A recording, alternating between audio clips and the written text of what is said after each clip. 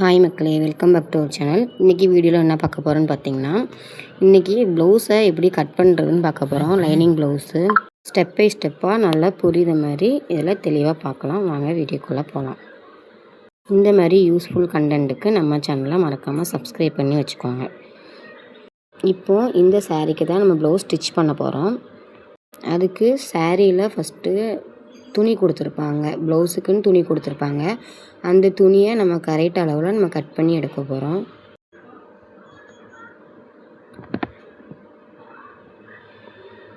சாரியை இந்த மாதிரி நேராக போட்டுக்கோங்க. சாரியை இந்த மாதிரி நேராக போட்டுட்டு அதில் கொடுத்துருக்க அளவை கரெக்டாக கட் பண்ணி எடுக்கணும். இந்த மாதிரி பூனஞ்சேலை அதிலலாம் ரொம்பவே நம்ம வந்து கட் பண்ணும்போது வழுகும். அதனால கொஞ்சம் ஃபேன் இருந்தாலும் ஆஃப் பண்ணி வச்சுட்டு கொஞ்சம் ஸ்ட்ரெயிட்டாக கட் பண்ணி எடுத்துக்கணும். அப்போ தான் நம்மளுக்கு கரெக்டாக வரும். தப்பாக கட் பண்ணிட்டோம் அப்படின்னா நம்மளுக்கு வந்து கரெக்டாக வராது. ஸ்ட்ரெயிட்டாக நம்ம ஃபஸ்ட்டு கட் பண்ணி எடுத்துக்கணும். இப்போ கட் பண்ணி எடுத்தாச்சு. இப்போது லைனிங் ப்ளவுஸ் துணி எடுத்துக்கலாம். லைனிங் ப்ளவுஸ் துணி எடுத்து ஃபஸ்ட்டு ஒரு 1/2 இன்ச்சு இந்த மாதிரி நம்ம மடிச்சுக்கணும். இது எதுக்கு அப்படின்னு பார்த்திங்கன்னா, நமக்கு ப்ளவுஸோட அளவை அளந்து இதில் தான் நம்ம கட் பண்ண போகிறோம். ஃபஸ்ட்டு அதுக்கு அளவு ப்ளவுஸ் எடுத்துக்கலாம். அளவு ப்ளவுஸை எடுத்துகிட்டு அந்த ஊக்குப்பட்டின்னு சொல்லுவாங்க, அந்த ஊக்குப்பட்டியிலேருந்து அக்குள் வரைக்கும் நம்ம டேப் வச்சு அளந்துக்கலாம். அது எத்தனை சென்டிமீட்டர் இருக்குது அப்படிங்கிறத பார்த்துட்டு அதிலேருந்து நம்ம மடிச்சிருக்கோம் இல்லையா, அந்த அளவு கரெக்டாக இருக்கான்னு பார்க்கணும். அப்படி இல்லைன்னா கூட குறையினாலும் நீங்கள் மடிச்சுக்கலாம். அந்தமாரி மடிச்சுட்டு அதில் ஒரு மார்க் பண்ணிக்கலாம். இப்போது நம்ம அளவு ப்ளவுஸில் அளந்த சென்டிமீட்டரும் இதுவும் நம்மளுக்கு கரெக்டாக இருக்கான்னு பார்த்துட்டு அதே அளவில் நம்ம மடித்த துணியை 2ஆக நம்ம கட் பண்ணி எடுத்துக்கலாம். இப்போ 2ஆக நம்ம கட் பண்ணி எடுத்துட்டோம். இப்போ கட் பண்ணி முடித்ததுக்கப்புறம் ஒரு 2 சென்டிமீட்டர் அளவுக்கு நம்ம அதில் மார்க் பண்ணிக்கலாம். எதுக்கு இந்த 2 சென்டிமீட்டர்னு பார்த்தீங்கன்னா, நம்ம ப்ளவுஸை மடித்து தைப்போம் இல்லையா, அதுக்காண்டி தான் இந்த 2 சென்டிமீட்டர் துணி நம்மளுக்கு. அதில் ஒரு ஸ்கேல் வச்சு லாங்காக கோடு போட்டுக்கோங்க. லாங்காக கோடு போட்டதுக்கப்புறம் இப்போ பின்முதுகை வந்து அளந்து அதில் எவ்வளோ சென்டிமீட்டர் இருக்குதுன்னு பார்த்துக்கோங்க.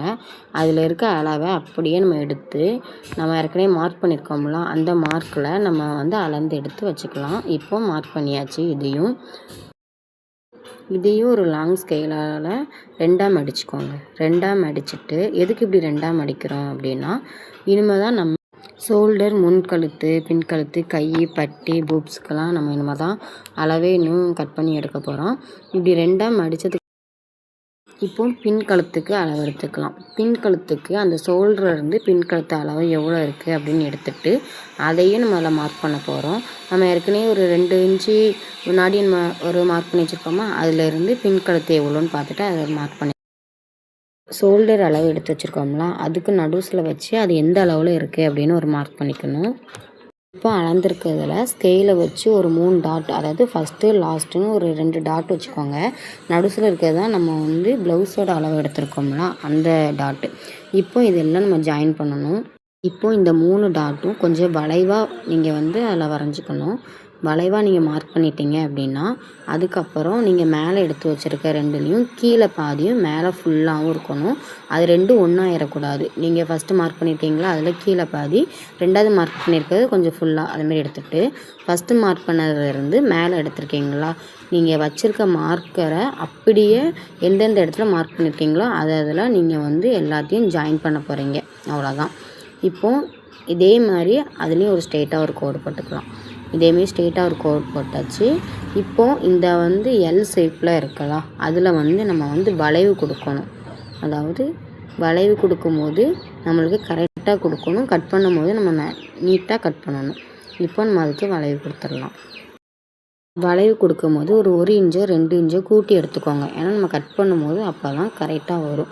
இப்போ நீங்கள் 1 இன்ச்சுனா 1 இன்ச்சு மார்க் பண்ணி நீங்கள் கட் பண்ணும்போது அது அரைஞ்சாயிரும். அதே நீங்கள் 1 இன்ச்சுனா 2 இன்ச்சு எடுத்தீங்கன்னா தான் அந்த 1 இன்ச்சு கட் பண்ணும்போது கரெக்டாக வரும். இந்தமாரி டாட் வச்சு நீங்கள் வளைவு போடும்போது இன்னும் ஈஸியாக இருக்கும்.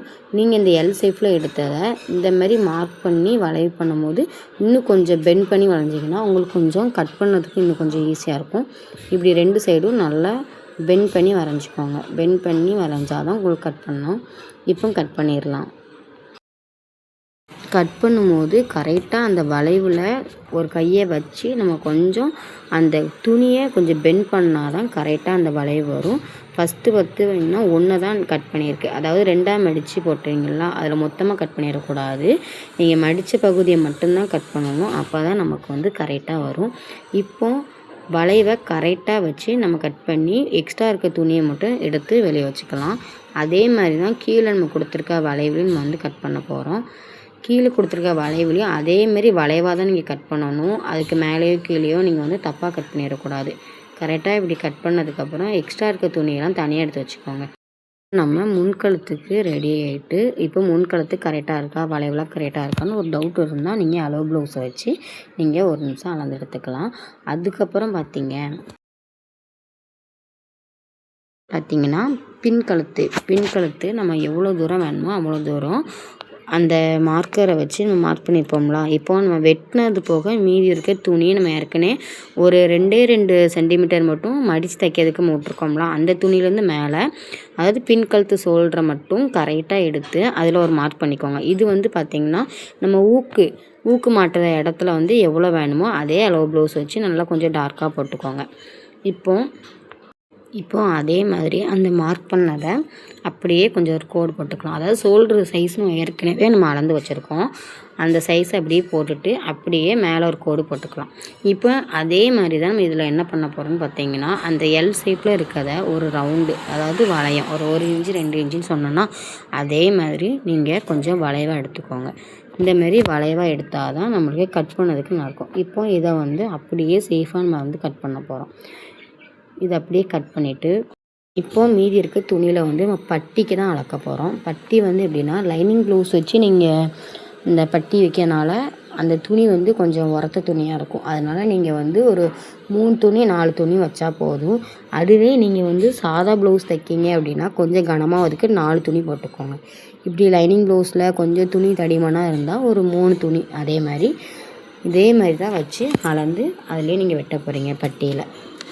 பட்டியிலையும் இந்த மாதிரி அளவு எடுத்துக்கணும். எதுக்கு இந்த அளவுன்னு பார்த்தீங்கன்னா, பட்டி வந்து பார்த்திங்கன்னா கீழே ஷேப்லேயும் அதுக்கு மேலே வரும்போது ஒரு சி ஷேப்லேயும் அந்த மாதிரி இருக்கும். அப்போ தான் நமக்கு வந்து ப்ளவுஸு போடும்போது ப்ரெஸ்க்கு கொஞ்சம் உள்ள தள்ளும்போது நமக்கு கொஞ்சம் கரெக்டாக இருக்கும்.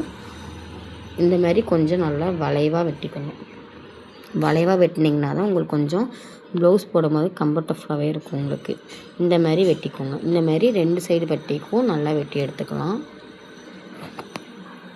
அவ்வளோதான். லைனிங் ப்ளவுஸில் இருக்க எல்லா வேலையும் இப்போ முடிஞ்சிட்டு, இப்போது மெயினாக நம்ம இதுக்கு முன்கூட்டி சாரியில் இருக்க துணி எடுத்தோம் இல்லையா, இதில் தான் நம்ம வந்து ஃபஸ்ட்டு கையளவு இதை வந்து ஃபஸ்ட்டு பார்த்திங்கன்னா அந்த துணியை 4ஆக மடிச்சுக்கோங்க. 4ஆக மடிச்சுட்டு அந்த துணியை வச்சு தான் வெட்ட போகிறீங்க. லைனிங் ப்ளவுஸில் வந்து அளவு ப்ளவுஸை வச்சு நீங்கள் அளந்து வெட்டுவீங்க. ஆனால் இதில் வந்து நீங்கள் ஏற்கனவே கட் பண்ணி வச்சுருக்கீங்களா, அந்த துணியை எடுத்து இந்த துணி மேலே போட்டு அதே அளவில் வெட்ட போகிறீங்க. இதுக்கு நீங்கள் மடித்து தைக்கிறதுக்கோ இல்லை வேறு எதுக்கோ நீங்கள் வந்து இடம் விட தேவையில்லை. ஏன்னா நம்ம ஏற்கனவே மடித்து தைக்கிறதுக்கு எல்லாத்துக்கும் இடம் விட்டுட்டோம். எதுக்கு இந்தமாரி சைடில் கட் பண்ணிக்கிடுதோம் அப்படின்னா, அதாவது நார்மலாக நீங்கள் லைனிங் ப்ளவுஸ் எடுத்து பாருங்கள், அதை அட்டாச் பண்ணும்போது அது கூட இணையணும் அப்படின்னு சொல்லிட்டு இந்த மாதிரி சின்ன கட் அந்த மாதிரி பண்ணுவாங்க. அவ்வளோதான். இப்போது அந்த துணியை நல்லா விரிச்சிக்கோங்க. ஃபஸ்ட்டு அந்த துணியை வந்து வெட்டியாச்சு. இப்போ இதை 2ஆக போடணும். இப்போ இதை 2ஆக போட்டுட்டு இப்போ நம்ம வச்சுருக்க முன்கழுத்து, பின்கழுத்து, பட்டி, ஷோல்ட்ரு எல்லாமே வந்து இதில் வந்து அப்படியே அளவு வச்சு நம்ம வந்து பின் பண்ண போகிறோம். இப்போ முன்கழுத்தை எடுத்தாச்சு. இப்போ அதே அளவில் கட் பண்ண போகிறோம். அதாவது லைனிங் ப்ளவுஸ் மட்டும்தான் நம்ம வந்து அளவு ப்ளவுஸை வச்சு நம்ம கரெக்டாக அளந்து நம்ம அதை கட் பண்ணிட்டோம் அப்படின்னா இது வந்து நமக்கு ரொம்ப ஈஸியாக தான் இருக்கும். நார்மல் சாரியில் இருக்க துணியை வச்சு அதே அளவில் வச்சு அதே இதில் நம்ம கட் பண்ண போகிறோம். வேறு எதுவுமே கிடையாது. அதே மாதிரி ரவுண்டாக அதே மாதிரி கட் பண்ணிவிட்டு வந்துடுங்க. இதே மாதிரி நீங்கள் கட் பண்ணும்போது இந்த துணியை வந்து நீங்கள் ஃபஸ்ட்டு 4ஆக மடித்து கட் பண்ணுறீங்க, அப்புறம் 2ஆக மடித்து கட் பண்ணணும். அப்புறம் மீதி இருக்க துணியை மடித்து அதே அளவு வச்சு இதுக்கும் பட்டி, ஷோல்ட்ரு அப்படின்னு நீங்கள் எல்லாம் கட் பண்ணிட்டீங்க அப்படின்னா அதுக்கப்புறம் நம்ம ப்ளவுஸை ஜாயின் பண்ணி தைக்க ஆரம்பிச்சிடலாம். இப்போது இந்த மாதிரி அதில் கட் பண்ணியாச்சு. இப்போ வந்து முன்கழுத்துக்கும் கட் பண்ணியாச்சு. இனி பின்கழுத்து பட்டி கட் பண்ணுறத பார்த்துடலாமா? இப்போது முன்கழுத்து கட் பண்ண பிறகு துணி எல்லாத்தையும் விரிச்சிக்கணும். துணியை மறுபடியும் விரிச்சிட்டு இதேமாரி நம்ம மடிக்க போகிறோம். ஒன்று போல் மடிக்கணும். ஒன்று போல் மடித்து தான் அடுத்தது நம்ம கட் பண்ண போகிறோம். இப்போ இதை ஒன்று போல் மடிச்சிட்டோம். ஒன்று போல் மடிச்சுட்டு இப்போ முன்னே நம்ம கட் பண்ணோம் இல்லையா, அதே துணியை இதே அளவில் தான் வைக்க போகிறோம். இதே அளவில் வச்சு தான் கட் பண்ண போகிறோம். இந்த மெத்தேடு தான் நம்மளுக்கு இருக்கிறதுலே ரொம்ப ரொம்ப ஈஸியான மெத்தேடு.